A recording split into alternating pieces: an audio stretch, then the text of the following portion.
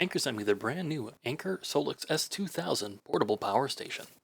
In this video, we'll be doing a refrigerator backup test to see how well it fares against Anker's up to 35-hour fridge backup claim. After unplugging the fridge from the wall and replacing it with the S2000's power cable for later, then plugging the fridge into the S2000, we're all set for testing my 26 cubic feet French door refrigerator. Let's pull the AC plug from the back of the S2000 and begin the backup test. This test begins a little after 8 a.m. on Tuesday the 26th of May. After unplugging the S2000 from grid power, the standard backup mode activates, and now we're running the fridge fully off the 2010 watt-hour lithium iron phosphate battery that powers the Anker SOLIX S2000.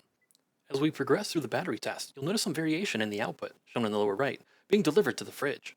Modern fridges will cycle on and off to maintain temperature and be more energy efficient. You might even notice some screenshots when I've caught the fridge using a few hundred watts while using the indoor ice machine in the middle of a cooling cycle. As we go past 24 hours, we've got about a third of the battery storage left. And as we hit 10% remaining, we get a warning in the app that the power station is low on battery. Finally, a little after 6:30 p.m. the day after we began the test, we get down to 1% and the S2000 stops supplying energy to the fridge.